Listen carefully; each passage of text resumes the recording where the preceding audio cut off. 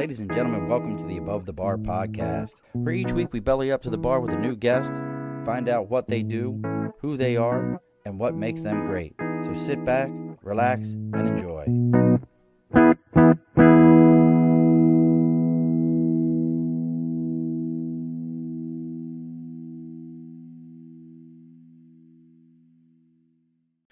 Alrighty, folks, welcome back to the Above the Bar podcast. It's your host, Sean. We are bellying up to the bar today with probably the second, well, maybe the third biggest state that we're making it happen. I will probably say, though, it's definitely coming in close second for the most guests from state. We have a gentleman with us today who, if you've been following, you already know who it is. But let's see, he had a birth this year. He had sobriety this year. He bought a murder house this year. He wrote a book this year. He'll probably tell me that, hey, you missed this, and this year. He might have got his toes done, maybe shaved. I don't know. Like, there was just, in our conversation, this gentleman has had many, many things go on. So we got to welcome our guest bellying up to the bar today with us, Mr. Nathan Truzzolino. I almost messed it up. Truzzolino. Truzzolino. Yep. Truzzolino. Yeah, you got it. You got it. Truzzolino. Nathan, welcome to the bar, brother. Thank you, son. I appreciate it. See, you didn't know you were going to get applause also, did you? Oh, well, that's the first time ever. That's awesome. We all deserve a little. Oh, look at this. What's Gianna? What's up?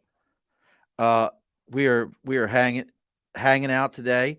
It's just, it's a great day. So welcome. And if you can't figure, I'm curious how many people can figure out where he's from when I throw out there that the second most guests come from. I want to say second most guests come from this state.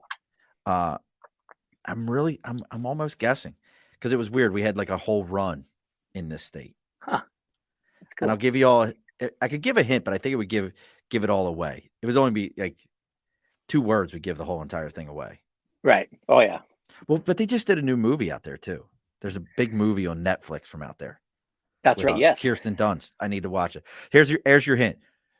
Netflix just released a movie with Kirsten Dunst, her boyfriend, who really is probably the luckiest redhead on the planet because he doesn't look like he belongs with her, and Benedict Cumberbatch is all in this movie in this state. So let's see if anybody can figure out where that is. But before we get into talking with Nathan, gotta do house cleaning. As always, folks, over my right shoulder, sticker and a cause. If you got something that you're supporting, you wrote a book, you found a murder house, you had a baby, and you made a sticker for all those things, which could be our next new sticker, Murder House Baby. Could be a thing. It could be like a baby sitting on a murder house holding a bottle of water. Yeah, there you go. And that would be the Nathan sticker. That would be perfect. That's good. We're figuring it out right now. But if you got that sticker, make sure you send it over to us. We'll put it up on the board. We'll read it. Whatever your cause is, you can always reach me at the Above the Bar podcast on Facebook, LinkedIn, YouTube, Twitch. Our email is theabovethebarpodcast@gmail.com. Our Twitter is the only one that's goofed up, is at Above the Bar 4. So you can send that on over to us, and we'll do that. And also, we always got to thank our sponsor who helped get me on the right path this week for getting our media out. Media by Dibs. Media by Dibs is your source for all things media.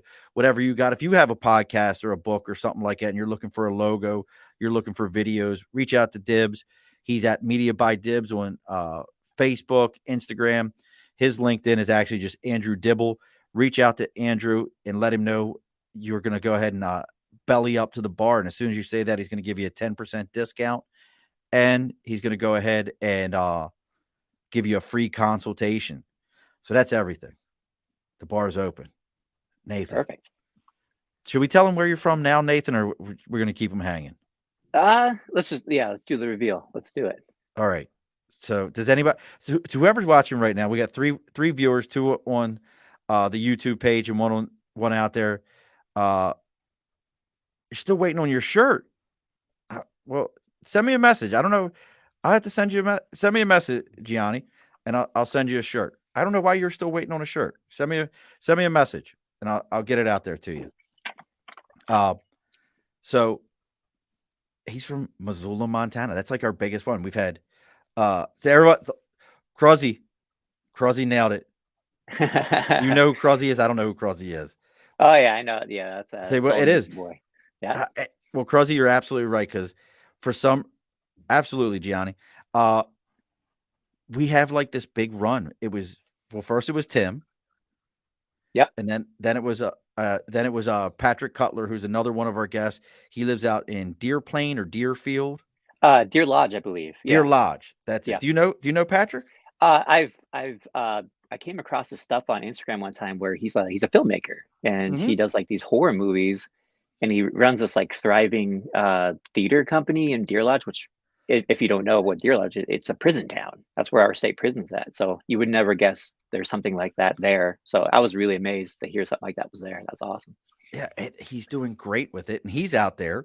And then keep it moving along. We had another gentleman. It was like 45 minutes from there, which I'd have to go back and that's a special one. That would be the show that we got into. Afterlife, Jesus, and lizard people. There you go. That sounds like some spots in Montana I could name. Bro. And it was like that was a special kind of show. So we hinted at all these things that happened in your life this week. Right. A lot of people, and let me throw this out here. A lot of us have looked at 2020 and 2021 and went like, it's jacked up, it's all messed up. I had this horrible thing, that horrible thing. And then you turn around and you talk to someone like yourself and you're like, yeah, no, this was my years of great awakening. I was able to kind of reflect on myself and go, I'm bullshitting around. I need to fix some things. And you did it. Yeah. Yeah, for sure. Between the 12 months of 2020 and 2021, roughly, it's pretty wild. I was just thinking about it where all the crazy things that happened to me during that time were not COVID related. There's nothing really that happened because of COVID in my life in that stretch of time. So what happened was 2 weeks before my son Bruin was born, my mom passed away, and unexpectedly, and she was kind of in the throes of alcoholism, and that's Okay. that's ultimately what got her in the end. And before that, I was probably 8 or 9 months sober myself, where I kind of attribute it to where my heritage is like the Michael Jordan and Scottie Pippen of drinking. I'm pretty good at it, so I Red kind of. wine and whiskey. Yeah, exactly. So I'm very Native American and very Irish. So even though if my last name kind of betrays that heritage, but so alcohol just isn't the best thing for me. I have nothing against it. I drank for a long time and had a great time. I'm just one of those people that who can't do that, and that's okay. A lot of people around me still drink. I'm in a beer league hockey team, which everyone around me drinks, but everyone's also very respectful. So, yeah, it's not a problem. It's just something that's not for me. Now, but I saw this. It was a comedian. I can't take any credit for this, and I find this very interesting. Isn't it odd though? Like alcohol is the only thing. If I told you, yeah, I stopped eating red meat, you'd be like, all right. If I Right. told you I stopped drinking milk, you'd be like, all right. I tell you I stopped drinking alcohol, people are like, oh, Right. are Yeah. you okay? Are you okay? Yeah. And like people still, I'll find some non-alcoholic beers just because it is nice to have a beer, like after mowing the lawn or after a hockey game. And, It's a taste and thing at that point. yeah, yeah, it's more of a habit kind of thing. Yeah, exactly.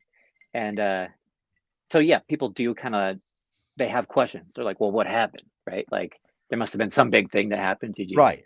get a DUI or something like that? And it was like, no, it was just a turning point in my life where I knew that in order to progress forward as a human being I needed to stop, and I did. So worked out good so far. It's not hurting your feelings none. No, no.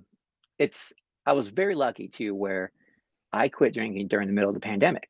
So it's not like I could have went out and drank with people or anything like that, where because nobody was out drinking, you know. So and then also my day job, or I should say night job.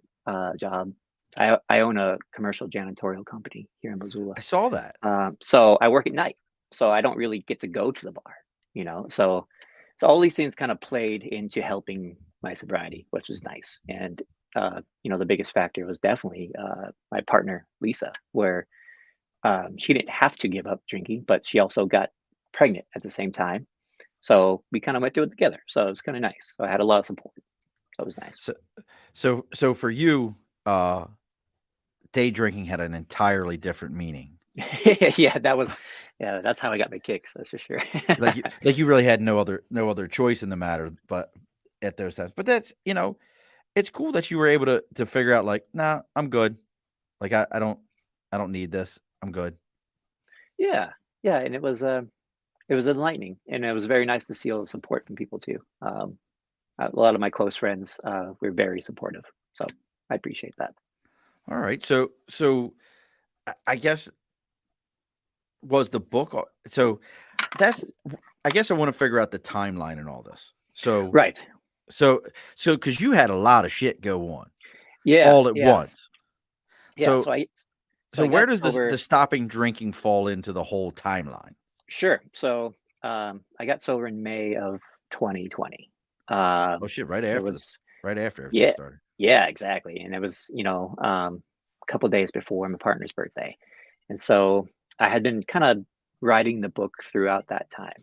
Um, and then once I got sober, it kind of was a good focus thing for me. So I get sober in May. Uh, June comes around, and that's when my mom passes away.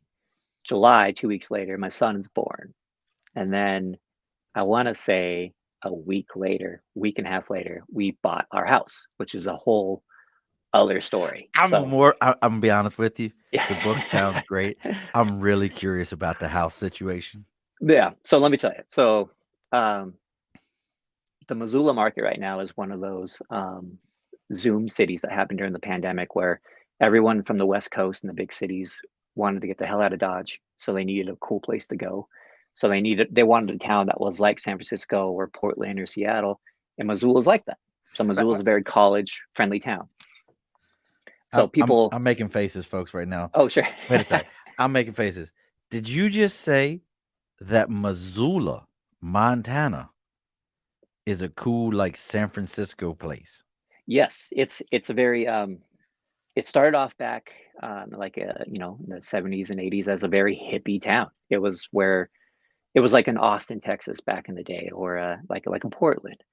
And unfortunately, it's becoming exactly what Austin and Portland's like now, where Really? it's becoming very gentrified. It's becoming all the rich people are moving in and kicking out all the weirdos, and it's kind of losing its flavor and its vibe, and it's a really kind of sad thing to watch. So our housing market's insane. It's crazy. Unfortunately the secret's out on Montana, where it's a great place to live. There's Bozeman, Montana, which is home to a ton of celebrities and billionaires. So Montana's becoming a very popular state to move to. So Well, you buying a guys got house in great Missoula is business very laws. tough. You guys have like great business tax laws. Yeah, yeah, we have it's a red state, so it's very business friendly. And being a small business owner myself, there's a lot of benefits to that. So it's definitely not something I complain about. But um, yeah, Like I've so, run so into people who are like, I've run into people because I have an RV. My wife and I we like to use our RV, and we've run into people with Montana plates, and I'm like, oh, I got family out there, and they're like, yeah, we don't actually live in Montana. We mhm. uh we just kind of register out everything. I even ran into somebody who told me that their parents got them, and I can't remember who told me it. So this is good. We're safe because my memory sucks. Their Yeah. parents rent their address to people Oh, so that they can say like, oh, this is my residency or this is my business residency in Montana, and we'll rent this address, and so people can get the breaks in Montana. Yeah, yeah. I mean, there's ways around everything. So Yeah, that's uh, if you're if you're savvy at that, you might as well do it, I guess. Can't blame you for that. so tell everybody why I'm so infatuated with the house. I'm really, I don't know the whole story. I'm very Right. infatuated with that. So so anyways, yeah. So that the housing market's insane. So just even putting in an offer in on a house is a competition. So my partner Lisa and I have been trying for a couple months to find a place, and we finally find this place that's perfect. And we're like, all right, great. So we put in an offer. We don't hear for 2 weeks, or like a week, which is really odd. Um, and then we get a call saying we got it. Like, oh, great. So I play hockey with a bunch of cops, and so one of them is a detective. And I called him up and I was like, hey, can you just do a search on that neighborhood just to see if there's no weirdos or anything like that? He's like, yep, no problem, I can do that. So uh, you know 10 minutes later he calls back and he's like, dude, that neighborhood's fine, looks great. Your house though, we have an issue with. And I was like, oh my god, what happened? So a few weeks prior, my house now was raided by a conglomerate of Oregon, California, Montana, and FBI uh, law enforcement. At 2 in the morning, these silent tanks rolled up, um, bust through the windows, smoke bombs, all the shit that you can think of that to raid a house, and they extracted the owners from the house peacefully with no injury. But apparently, these two are allegedly, since they're still in trial right now, were part of a double homicide in California. Oh shit! Um, and these two people were found on the side of the road by I believe, a snowplow driver. Oh wow! Uh, and somehow they tied them back uh, to here in Missoula. So hence why California, Oregon, Idaho, Montana were all working together on this arrest, this bust. So needless to say, they kind of busted some shit around the house, and so like all the doors had to be replaced, the windows had to be replaced. Um, so when my buddy told me, if you're going to put an offer on the house, just make sure everything's replaced. And Wow! so yeah, so it's like, I talked to my partner Lisa about it. I'm like, well, how do you feel about that news? And we both kind of looked at each other like, so who cares? Like, they were living here, doesn't mean anything bad happened to this house. Right. And It if doesn't we're mean it was dead, how in do the we know? house. Right. Right. And at the time we were living in a house that was like 120 years old. So it's like, can you imagine all the crazy things that happened in that old Right. house? Like, so that's so needless to say, that made kind of negotiations hard during the house process, because the owner's being incarcerated, and Right. I believe the conduit we were using, their lawyer or the parents or something, were in Israel. So there's like a 12-hour gap between negotiation and stuff, and Oh, but that's even eventually crazier. we got it done. Yeah. So that was the story of the crazy house that got raided by the FBI. So That's they set the bar really low for our neighbors, where we can be yeah. Like no, you know no one's upset at you. no, yeah, we For forget to playing the shovel the music too walk. loud. Yeah, yeah, exactly.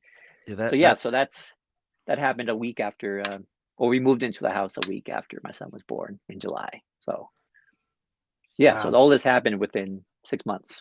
This is pretty wild. That's a 6 month head spinner right there. Yeah, it's um looking back on it, there was like, it's almost like a fever dream. You don't really realize all the things that happened because you just kind of kept rolling with it. So um, had a lot of support, a lot of good people, and my partner Lisa was awesome with I, keeping us in that's track. wild, bro. And that's always, you bring up a great point when you're like, who knows what's going on in people's houses before? It's one of those kind of things, that old saying, if the walls could talk, you know, Right. like, and like, do you know how long before I'm curious of this whole thing. How long before they showed up and raided the whole house? Had they been living like what's the time frame? Like they committed these murders like in January and they were there in February. Like what was the Right. So I'm guessing if I'm not too sure exactly, but I'm guessing if a snowplow driver found these bodies, that was probably sometime in the winter before, and um, and then they were raided in June. So it's probably about a 6 month gap, I would say.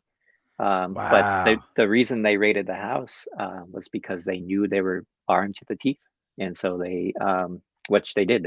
Apparently they found a lot of weapons in this house. So they did it smart. They did it fast, and it just goes to show you can be armed to the hilt and Yeah. still get caught off guard. So Yeah. Look, unless you've got rotating sentinels and you're going full bore, you ain't with yeah, it. Because yeah, you could remember Waco happened for a reason, and they were armed to the teeth.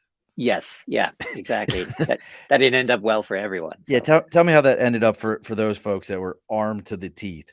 yeah, They still lost. So all this goes on, and you're writing this book throughout this right, entire process. yeah, Um, I've always found, and I've talked to so many writers. Every one of them's got a process. I always mention I've got a book that I can't finish. Some are like, "Oh, I'll do a page a day."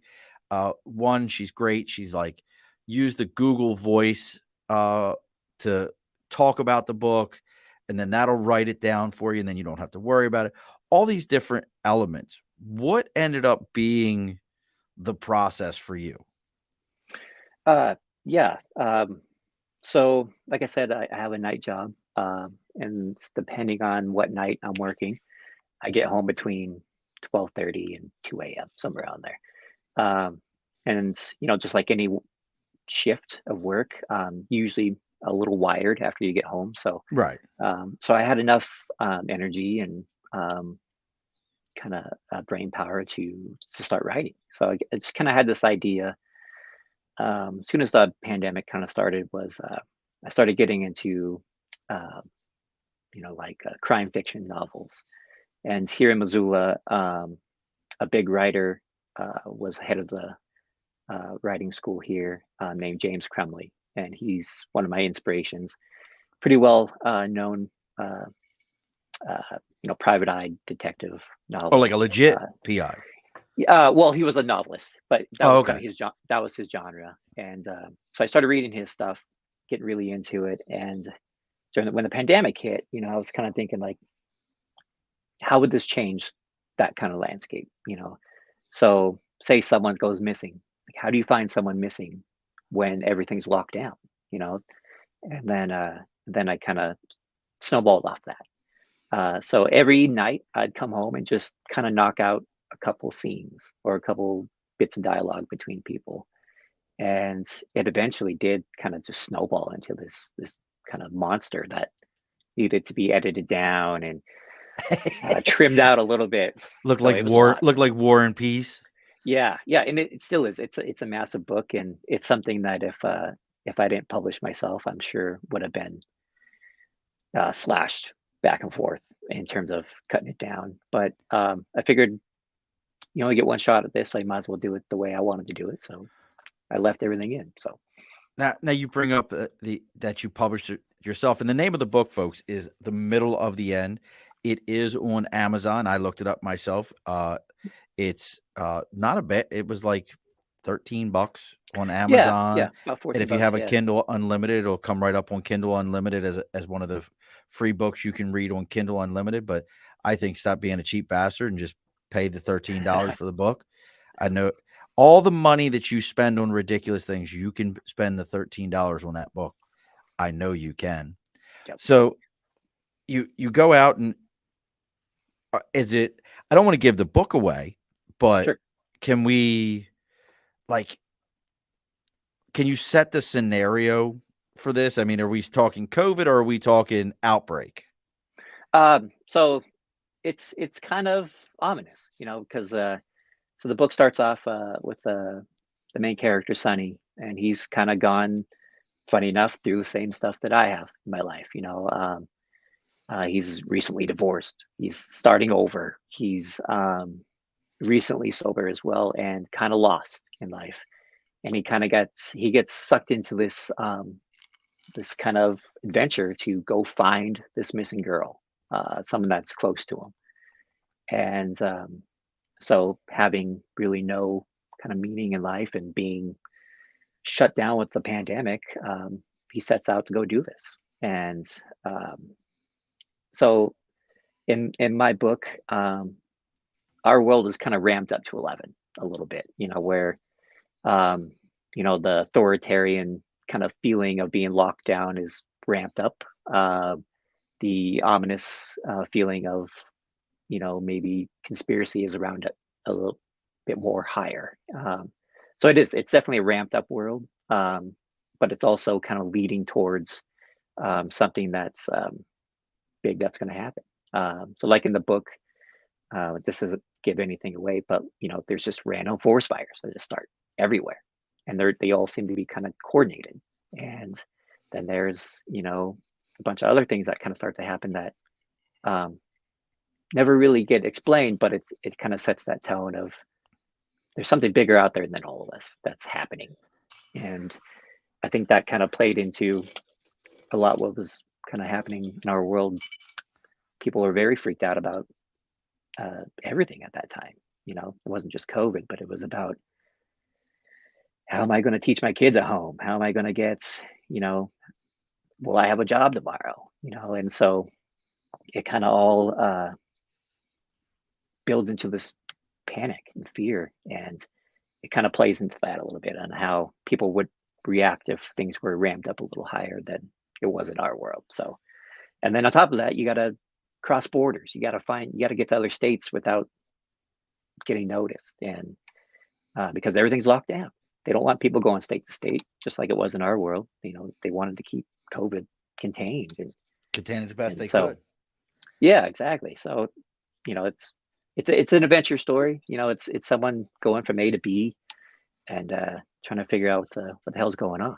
And it's kind of it was a fun thing to write, and I hope people enjoy reading it. I don't mean to go back to this, but it's again, it's like we said, when you tell people you get sober, it's like, is everything okay? Right. Yeah. But you made kind of an interesting statement about getting sober and feeling almost lost or disconnected. Like, what do I do with my time? Is that something that you were experiencing when you first did? You were kind of like, I normally would spend my time here doing this. Now I've got to fill this. Is that something you felt? Absolutely. Yeah. I kind of heard it explained to me by someone else that during the pandemic, it was kind of like we were all kind of stuck in the first phases of grief, right? We were all in denial or we were all angry. And so that's kind of where I was even without the pandemic, So it was kind of weird to see everyone else going through what I was going through at the time in terms of, just trying to get my life back on track and trying to deal with all these tragedies that were happening in my life that had nothing to do with COVID. So it was very cathartic to write this book because a lot of my own personal experiences did go into this. So you're spot on. It was definitely a replacement for alcohol. That's for sure. It's interesting. To get this out. Yeah. Well,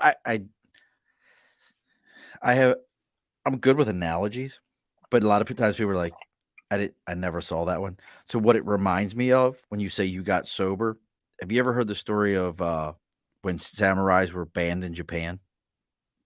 No.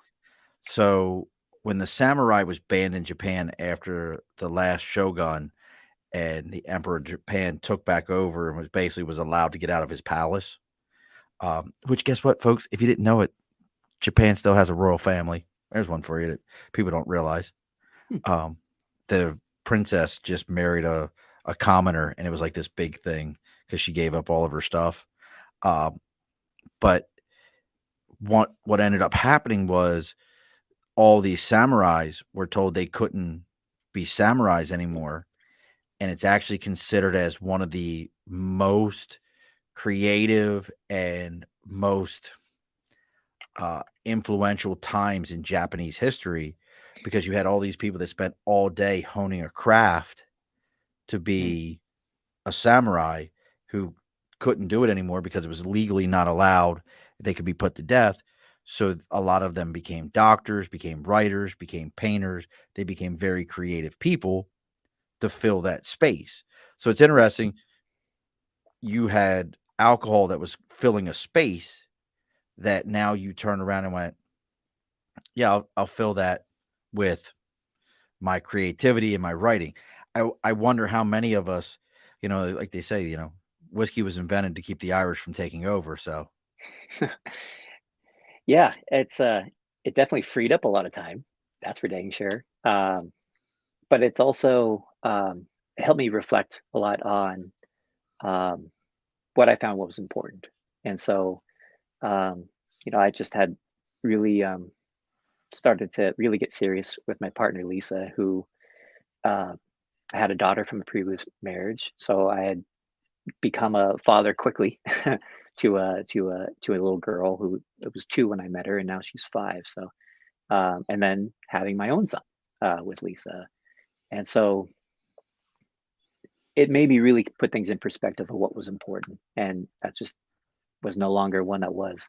I spent so many years enjoying the hell out of booze, and that's okay. I had a great time with it, and now it's time to move on, So Booze and I had a great party time. We were yeah, doing good yeah, together. We were fine. I wasn't mad at Booze. Booze wasn't mad at me. We were doing okay. yeah, yeah. It's exactly what it was like. And then I had to give the Dear John letter of saying, we're done. So Dear Booze, yeah, I will so miss it's you. yeah, Tell tell tell Johnny Walker and Jack Daniels I'll see them later. And their pet yeah, wild turkey. I'll miss you guys. Old yeah. grandpa, you were always special to me, but I'm gonna be leaving Bailey's now and headed on out. Don't let Make sure Tito knows he can have the car. The end. Yeah, That was pretty yeah. good. That Look at was that. good. That was Yeah, pretty good. I think I hit them all. off to the land of LaCroix and Yeah. whatever else can fill that gap of fizziness. Yeah, we That's the got biggest to thing is get those seltzer water in. Oh, you were a seltzer water guy. Yeah, it's like the best replacement for any kind of feeling of alcohol. It's You know it's what it that is for me? fizziness. It's weird. Sweet tea. Sweet tea. Yeah, yeah. That's a I don't know if you watch The Sopranos at all. I used Um, to. yeah, there's a uh, Christopher Moltisanti gets sober on that, and they give him shit all the time because he's constantly eating sweets. Apparently, that's a thing with recovering any kind of addict is they turn to sugar, and so that's Which it's addictive. It has yeah, its addictive. Well, I think exactly. we can get into a whole thing on addiction and opinions. I can't tell you how many times I've seen people that are recovering, and I think what not to sound like a horrible human, but the downside to people recovering is they let everyone know. Yeah, And they're happy about it, and I understand that right, fact, but so many people can't get it into their head that they're like, "Yeah, we got it. You recovered. Great. Appreciate you. You right, don't need to tell me." exactly, and that's a fine line, right? Where that's why I was so really kind of thankful when my friends were like, "Yeah, man, we get it. That's fine." And Yeah. so, and then it would kind of the subject was ended. I was like, "Oh, great, all right, that's nice." And so, but it's almost like people who start going back to the gym and they're taking the selfies and it's kind of like this reassurance thing too, where I've it's been like sober for you're 7 doing great. months. Look at my arms. Yeah, I've been exactly. sober for 8 years. I'm a bastard. Look at me. Oh. It's like, Yeah, okay, so now you're addicted to the gym, which is fine. It's a right, much healthier addiction, but let's not get this twisted.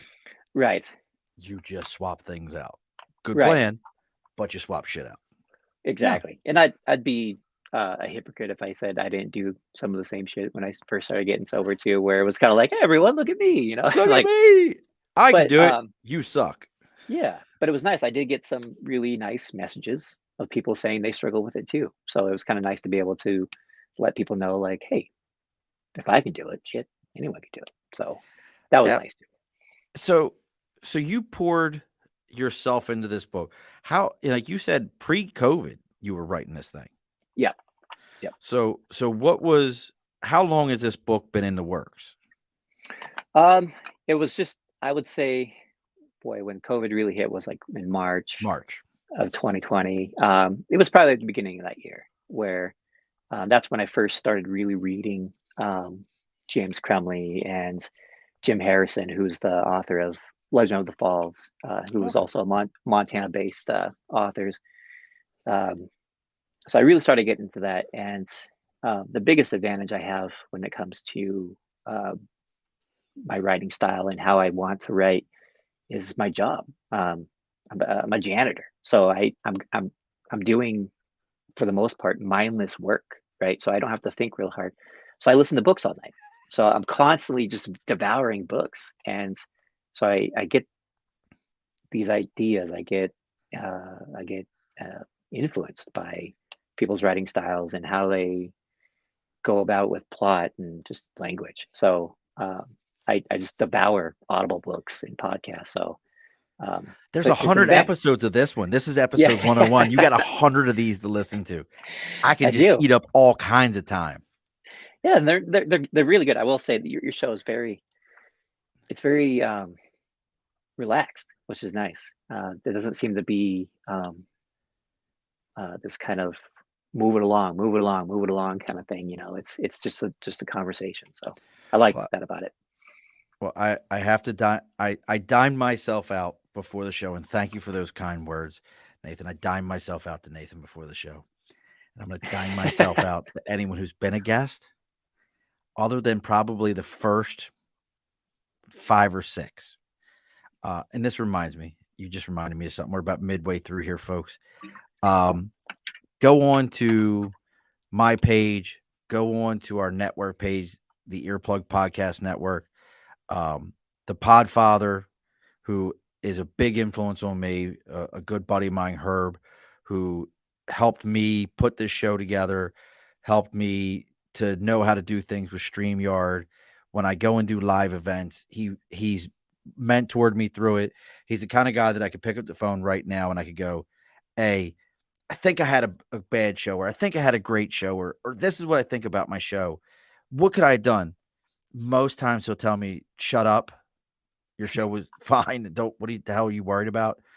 But he also will reach out and say, look at what you're doing. Like I was playing with our logo. Have you tried to do do you have a logo and folks, if you really want to find him and you really want to stalk Nathan, look up goosebeerblog.com. We're gonna get into this goose thing in a moment because it has to do with Tim Miller, who was on our show that introduced me and Nathan. There's a whole goose thing I want to know about Montana. But the Podfather's having some medical stuff going on, folks. If you follow him online, he's got it. He's had some blood clots in his legs. He's had them in his arms now. It's really made it tough for work. He hasn't been doing his show. I don't normally solicit stuff like this, but this is somebody who, if you are enjoying this show and you're enjoying what we're doing here, he's a big influence on this. The guy's been podcasting for 12 years. This is what he does. Go on to the Earplug Podcast Network page, or I'll resend it on my page. He's got a GoFundMe. It's to the point, like with the medical bills, that my man is selling off collections. Are you kind of a geek there, Nathan?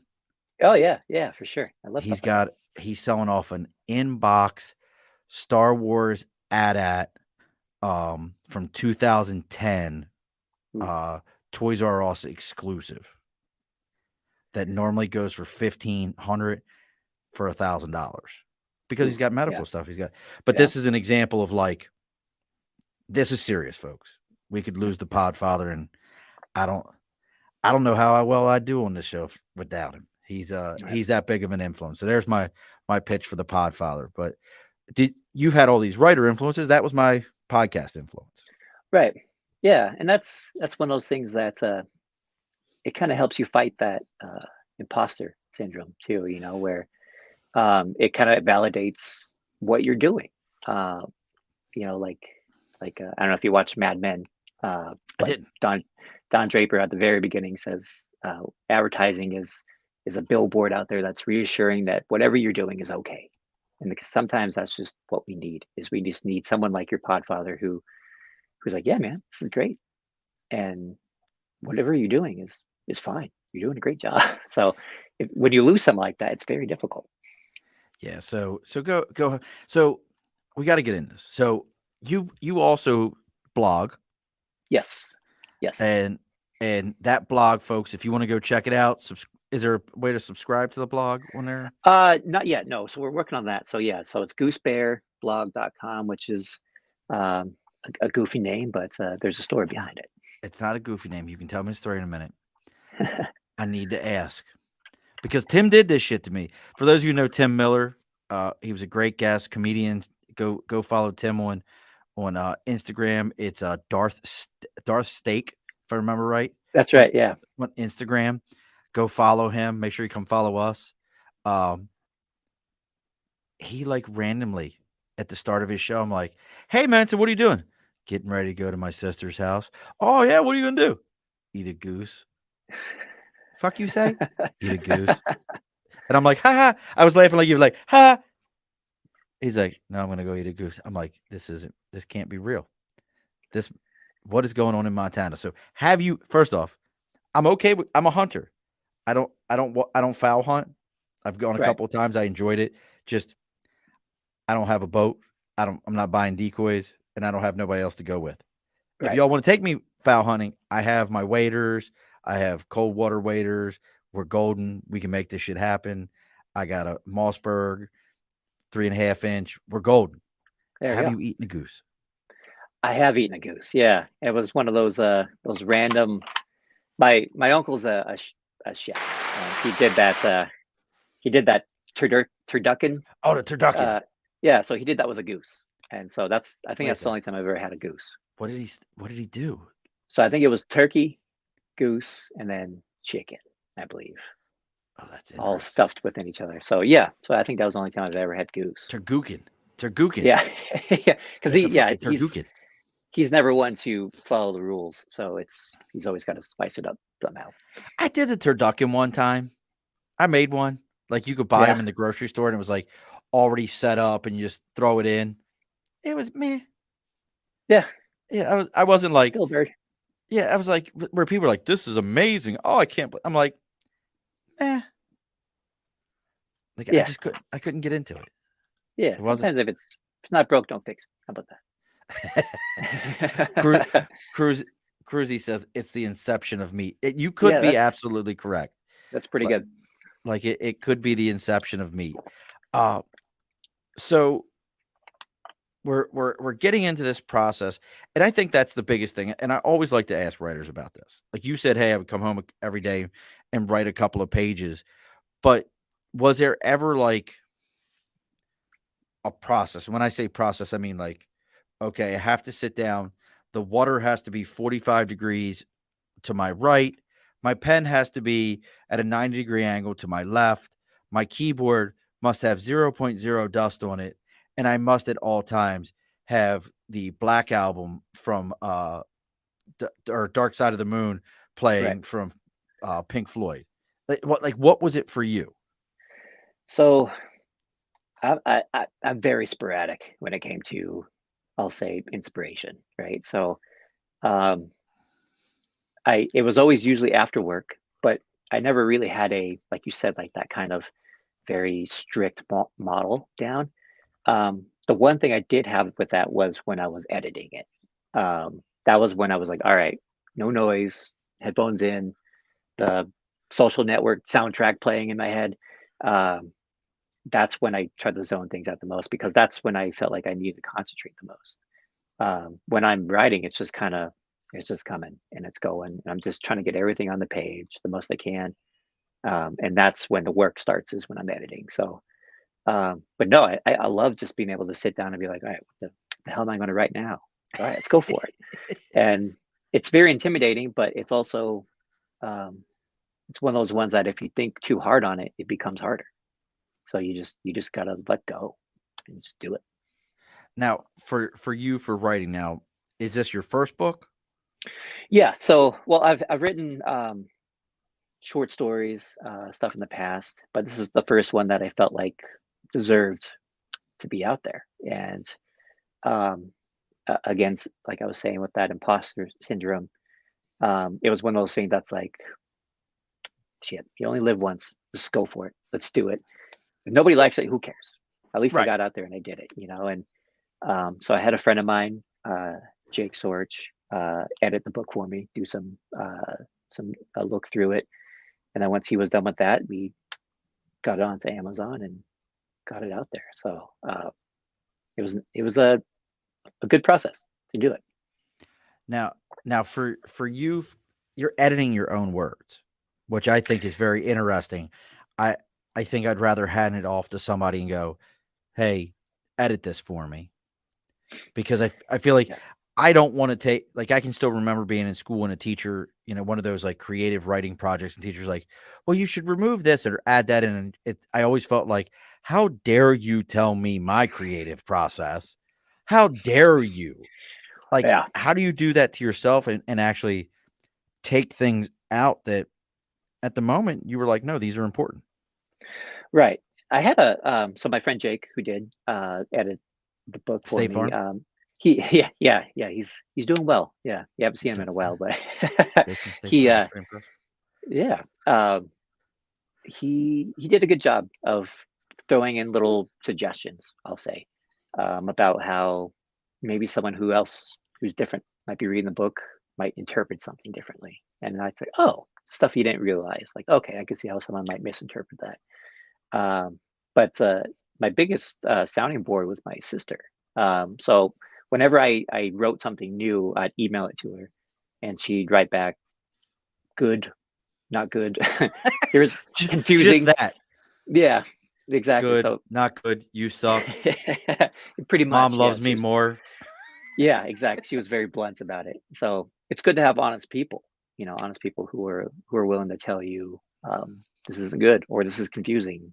Uh, but yeah, you always think you're not going to feel that way when someone criticizes your work, but it's very hard to be like you said, like, how dare you? Like, Right, this is my life's work, right.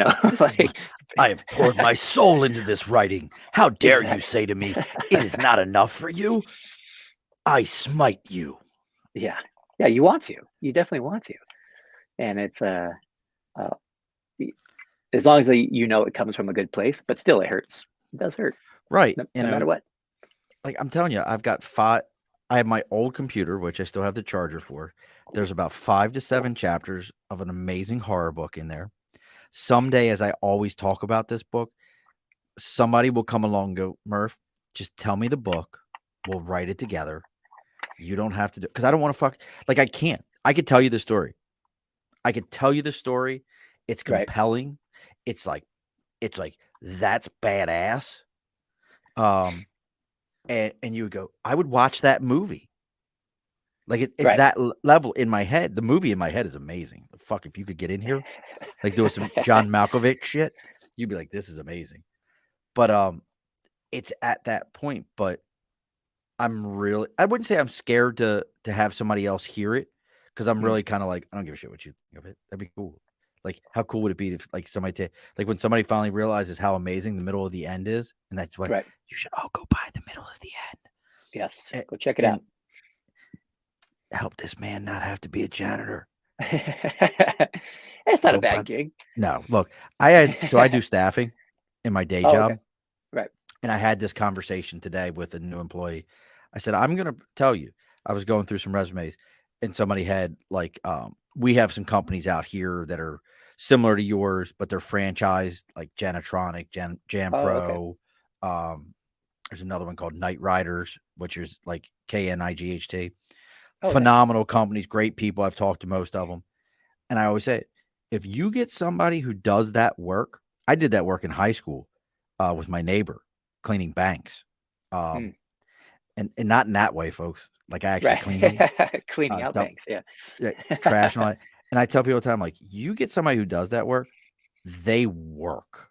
Like that is, and it's hard to get them to do any other fields. Yeah. Like that's their field. Like it's not like the guy who's like, well, I work in a warehouse, but I want to be a forklift operator, or I'm going to go over and do this. It's more like, no, I do building maintenance. I clean. Yeah. Like, do you have a job that does that? And I'm always like, they're hard to get a hold of because there's people that's what they do, and once they're in those jobs, they're in them. That's it. They're some of my favorite people to work with. Nate says, Sean wrote it. It's going to be George Lucas quality work. Nathan, thank you, brother. I'm telling you, let me tell you this. I've told this story. I'm going to tell you the story. I'm going to tell you. You tell me what you think. Maybe I can get Patrick. Okay. We can get Patrick, my other Montana connection. Here's what's going to happen. Here's what's going to happen. I've got it all figured out. You ready? Yep. We're going full Montana on this shit. Instead of full Monty, we're going full Montana. Full Montana. Exactly. Full Montana on the whole thing. So we'll film it in Billings. There you go. Because I got family in Billings. Patrick will direct it. There you go. Because he did all the Redgate stuff, which is getting awards now. Yeah. It's amazing. I was amazed too. Because when he did his interview with us, I love Patrick, but we picked on him because it looked like he was like hiding. He was in somebody's basement, and like at any minute, he was gonna be like, I was gonna hear somebody scream or run past with like a gag on it, like "Save me!" Yeah. Oh look, Nate was actually talking to Patrick yesterday. Nate loved it. He was all about it. Nate's a good buddy of mine. I have to get you on Nate's show too. Oh, that'd be great. But and you and I can write it. I'll tell you the story. It's amazing. It's called Umbra. Okay. And it's perfect for Patrick because it takes place because of a New York State prison. Oh, perfect. I actually thought about doing seriously because look, folks, if you're still hanging with us right now, we're going to flesh out an entire, maybe another podcast here. I actually thought about doing it as a podcast, telling the story as a podcast. Yeah. Okay. Because there's a couple of story podcasts like that. But the story is basically about this father and son and two of the dad's buddies who go out hunting on Seneca Army Base in New York. And if you know anything about Seneca Army Base, it was one of the bases that got closed during the BRAC, Base Relocation and Closure Act, in the early 90s. It was closed. Okay. But what it's also known for is the Seneca white deer. So there's an entire population of all white deer that are not albinos on this base. Yeah. So what it was is there was one white deer. It was a mutation. The base CO during the Second World War said nobody could kill this thing. It kept breeding, and they're not piebald. And for those who aren't hunters, piebald just means it's brown and white. Right. These are all white. They're not albino. They do not have pink eyes. So they just kept growing and growing in population. Well, after they closed the base, New York State stepped in and took a section of the base. It's 700 acres, and they put the New York State maximum security prison in there. And they have like serial killers and people like that are held in this place. Oh, yeah. So in my head, are you ready? You with me? So my story is that a secret government, it's got to be a secret government organization. I don't care if everyone knows about them, but basically they investigate paranormal things. So if somebody says, hey, my granddaddy's ring has a ghost in it, and if you put it on, it does this. They're going to take granddaddy's ring and they're going to test it. But the way they test it is they take inmates from the prison and they offer them a reduction in their sentence. Oh, okay. To test these items. And if nothing happens, you had a 2-year sentence, you're now down to a year and a half. And if you tell anybody about it, we're going to deal with you. And the other side to it is if the thing is real, it's probably not going to work out for you. Right. So, the Umbra. Oh, Patrick Patrick Cutler wants to come back on the movie in series. I would watch it. So the whole story is that this dad and his son and his two buddies are hunting on the base that's Brack, that's part of this. Well, this one thing, the Umbra, that they thought was inert and didn't work, was hibernating in this guy, waiting for its Okay. opportunity to take, and it feeds off of anxiety, not fear, Right. not happiness, but anxiety. Because if you think about our world now, everybody's like, I've got anxiety, I've got Yes. angina. So it feeds off of anxiety. Right. I And what like it that. does, it's different. And it Yeah. feeds off of this anxiety, and it causes you to like become panicky and I got to get out of here. And that's where it all kicks off. And it's all about this thing moving. And it's all about this government organization who's been doing these testing, trying to get it back and contain it. But some of the twists in it is the father's son has Asperger's and is very high functioning. Mm-hmm. Like he can't handle social cues, but he's Right. perfectly fine to go out and hunt and do all those kind of things. But it's social cues. So there's that element to it. And there's the buddies. That would be like, so that's the base. And there's two other books. I'm going to tell you right now, I got a werewolf story that'll blow There the you go. roof off the entire werewolf world. These things happen in cycles. Like remember how big zombies were like Oh yeah. 10 years ago? So I you just still, got to get that werewolf book written, and then when the werewolves come back around, it's ready to go. And there's your $1 billion idea right there. what's part of this whole, it's a 3-book series. There you go. It's the Umbra, it's the werewolves, and Chupacabra. Ooh, there you go. Nobody does Get paranormal? Chupacabra. Nobody does Chupacabra. No, How great is that's Chupacabra? it's Mexican, isn't it? Right? Or Yeah, yeah, it's yeah. Mexican. My Chupacabra is an entire pack of them. There you go. How great Yeah, is so it's like a spooky Suicide Squad. I like that. There you go. Yeah, There you go. making these inmates do maybe some sketchy things to Spook Squad. get there. Yeah, there you go. I like it. There See, you go. It's proven. But see, now you're intrigued, aren't you? Yes. You want to know all about it. But you know what I want to know all about? What's that? The middle of the end.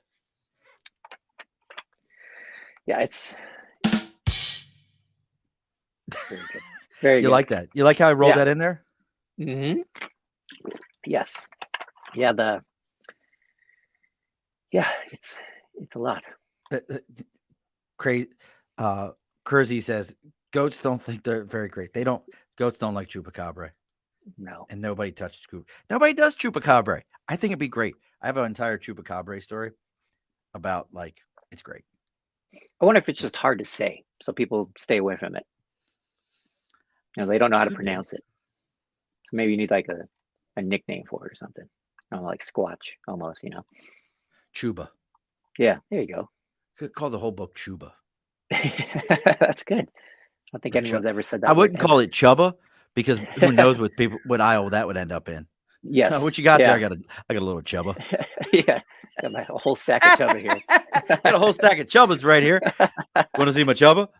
That's a whole different story. So just so the book is out there. It's self-published. Yes. And I don't know how this goes when you self-publish.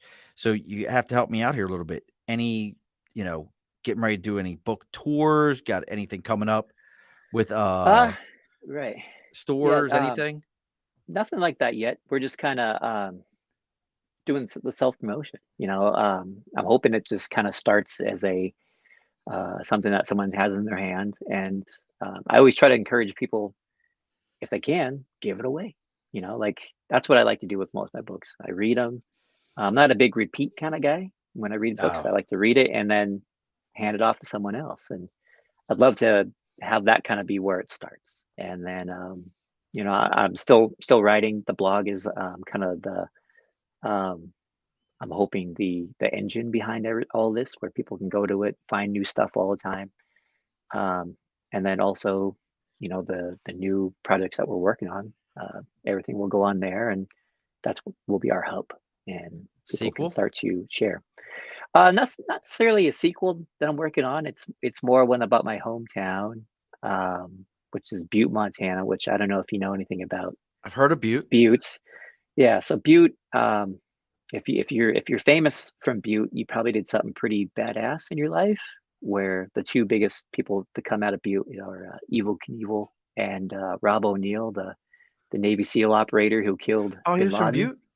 Yeah, right, born and raised. So that's a very high standard bar. Yeah, Those two that's set. like, yeah. So so it's kind of set in that town where, and again, in kind of a alternate history. Now, other than going on to the Amazon side, any other place that we can find the book other than Goose Bear? Like, is there a way I can order it off a Goose Bear blog? Yeah. So the Goose Bear blog will have a link to Amazon. So Okay. so if you just want to go straight there, there's just go to middle of the end tab up to at the up top there and go there. And the thing with the blog that we always wanted to kind of get going is I want people to contribute. If you got a short story, if you have a poem, if you have something that you feel like you want to write that is important to you, you want to showcase it on the blog. Because again, it's one of those big things. I want to get past that. You don't need to go to a 4-year school and a graduate program to be a writer. Anyone can do it, and as long as you're passionate about it, get it out there. And that's the biggest thing I want people to. And now there's a platform for it. So send it to me. Go to goosebearblog.com, send it to us, and we'll post it. So It's like Sticker and a Cause, but it's with blogs. yeah, it's See? like fictional stories, non-fictional stories. My aunt did one about when they went and bought a buffalo hide for a teepee. Like, how does that work? Where do you buy one of those? So it's just kind of a fun short story about something So random when in you said someone's you're life like Native that. American, your family's like legit, like no shit Yeah, Native American. yeah. Okay. So we hail from the Chippewa Cree, which is northern Montana, Canada-ish region. Mama was a Chippewa, huh? Yeah. Oh So am yeah. I. Yes. That's a Yeah. There you song. go. There's a song. You know that song? That's a song. No, I don't Yes, know it what is. There's song. a country music song. And he says something like Mama was a Chippewa and so am I. Yeah. What the hell song is that? That That's a Tim McGraw? song. Is that Tim McGraw one? I think Like he had one like that. I don't know country music in any way, shape, or form. Now you got me thinking, Nate, if you're still out there, figure it out. Mama was a Chippewa. Let's see if Nate's got it for me already. He would, yeah, you would love the Unearthing the Supernatural guys. Those guys are amazing. Let's see if I found it. Yeah, it's Tim McGraw, Indian Outlaw. There you go. Yeah. Yep. I vaguely remember someone making fun of me about that in high school. See, Cruzzy was with me. Sounds like a country. It is. Yeah. I just remember that line, like "Mama was a Chippewa, so am I." So look at that. Tim McGraw wrote a song about you, Nathan. How does that make you feel? I like Tim. He's like a pseudo Montana resident now. So he's. Oh, is he like one of those guys? He likes the tax breaks also. He's in that new Yellowstone movie or TV show on I haven't even watched Paramount. that. I haven't even watched. So it's like the biggest TV show on TV. It's insane. I had no idea Yellowstone was so popular. I didn't either till recently. We can get into TV shows for a minute. I will announce that I'm so excited. In my list of top shows, Justified it is like it Justified kind of runs neck and neck with Snowfall, but I kind of put Justified a little bit above it. And have you watched Snowfall yet? I haven't watched Snowfall, but I've seen Justified. Bro. And that's a Elmore Leonard. Like I've read all those books, and that's Montana, right? He's Montana, perfect. I don't think so, but he's right in that genre. That's right in my wheelhouse, man. I love it. So yeah. So that's who Justified's based on. But they're doing a mini series with Timothy Oliphant's character, and it's all he's in the city, which is interesting to me because if you watch the first episode, he's in Miami, and with the mobster, and the guy's like, what are you gonna do there, country boy? You ain't gonna do nothing. And he's like counting him down. And finally the guy's like goes to pull his gun and he just blows him away. Yeah. I love Timothy Olyphant's character in that. Like Yeah. he is the epitome of all of it. And what's even funnier is I can't think of the actor's name who played the antagonist on that one. Oh, was it Walter Gobbins or Gibbons or Something like that. yeah. Yeah. Which he's gone on to do things that are like so not that character. Yes. Yeah, he's scary in that show. Well, he really is. But then he plays a transvestite hooker in Sons of Anarchy. Oh, okay. He plays the other vice principal in the show Vice Principals. That's a great show. That's a great show. That guy's on it, like, from an actor standpoint, you just look at him, you're like, you just can play just about damn near anything. Yeah. And he looks like my buddy Keith. My buddy Keith looks like the Wish version. Like if you bought him from Wish, he would look like Keith. Comes in this really small package. You're like, that doesn't fit. That's not supposed to fit in there. Yeah, that's not supposed to work that way. And then you meet Keith and you're like, Keith, you're amazingly funny and you're very diverse and you kind of look like this guy. And Keith's from Kentucky also. There you go. So it all fits in. So we can order the book. I want to say this one more time from goosebearblog.com. Yes. We can write our stories and we can send them to goosebearblog.com. Absolutely. Nathan's going to harass me to get you onto his show. I know Nathan, and you'll like talking to Nathan. Good. He's a good dude. He's not as entertaining as me, but he's a good dude. We love. But who is, right? Yeah. I mean, really, who is? We'll get you on the Nathan show so you can talk on Nathan's show. Any way to get an autographed copy of the book? If someone really wants one, I have copies here and I can send you one. There we go. Yeah, it's that goes against. I had someone ask me that one time. I got away. I told people how to give away the book, and they're like, "Well, you signed it. I'm not going to give it away." I'm like, "Oh, that's a good point." All right, so someone wants. Yeah, so if someone wants an autograph one, just contact us at the blog, and we'll shoot you one. There you go, folks. So you can get you heard it here on the Above the Bar podcast. You can get an autographed copy of The Middle of the End before the movie is made. And you can say you have an original copy before the movie came out, signed by the writer while he was still willing to communicate with other human beings. You have a copy. Yeah, before I retreat to the mountains. Before he goes fully mountain man and says, I can't talk to you people. I'm a writer. That's right. So this has been fun, brother. I hope you enjoyed yourself. You'll lie to me anyway and tell me you did, which I appreciate that. Great. False motivation is still better than no motivation at all. I'll take it. Exactly. Look at you, Greed. Like, yeah, fuck his show. I love it. So, as always, folks, we're gonna get ready to close the bar up. It's about that time. I want you to go on to goosebearblog.com. Check out all of Nathan's stuff. I want you to go to The Middle of the End. Make sure you get a copy of it. It's on Amazon. It's on his site. I want you to go on to Instagram, and I want you to look up Nathan Truzzolino. I'm going to fuck this up every time. I got it right before the show. You did. That was good. Truzzolino.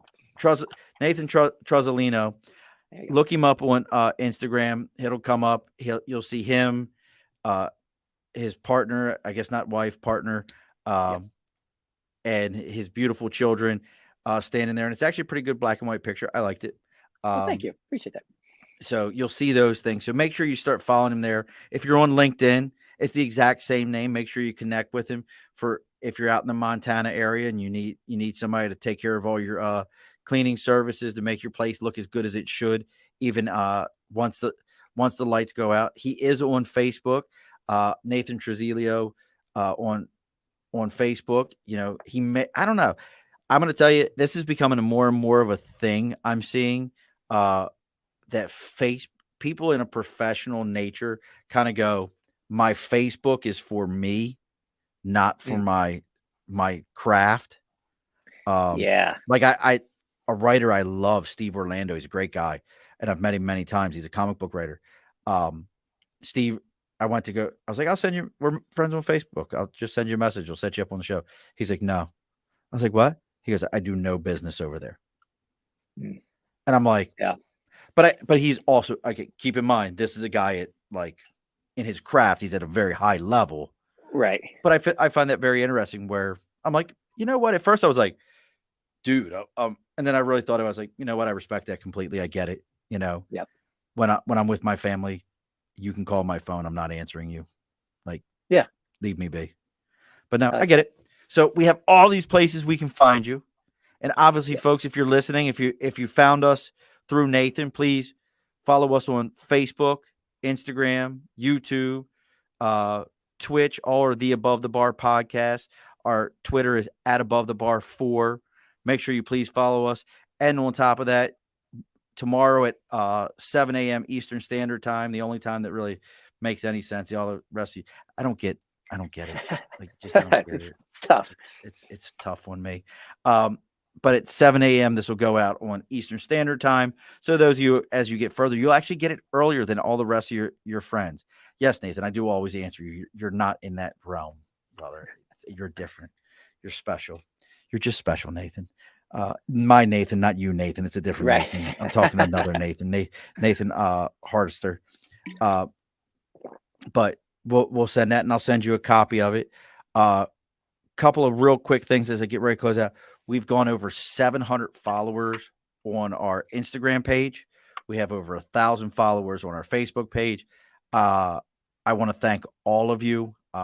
We couldn't do this. Nathan's book, The Middle of the End, doesn't get the attention that it deserves from our show without you guys. So I thank you. I thank Tim for introducing me to Nathan, because without Tim, I don't know Nathan. This doesn't happen. I don't get him on the show. So Tim, whatever bathtub you're in right now, we thank you for that. That you're doing your comedy from a bathtub somewhere. We thank you for that. Things are just going good here, and the show's rocking and rolling. So please make sure you steal someone's phone, put the app on their phone, and make sure that they're following our show, whether they like it or not, so that every Thursday morning at 7 a.m. Eastern Standard Time, their phone goes, bloop, you have a new-ish episode of the Above the Bar podcast to watch. And they go, what the fuck am I watching this? I don't want this. I don't listen to this. And they just don't know how to get it off. Grandma, we love you. Nathan, as we do on every episode, the last word belongs to you. So what is, and don't log off because we got to talk for a minute afterwards. Okay. Perfect. What is the last word?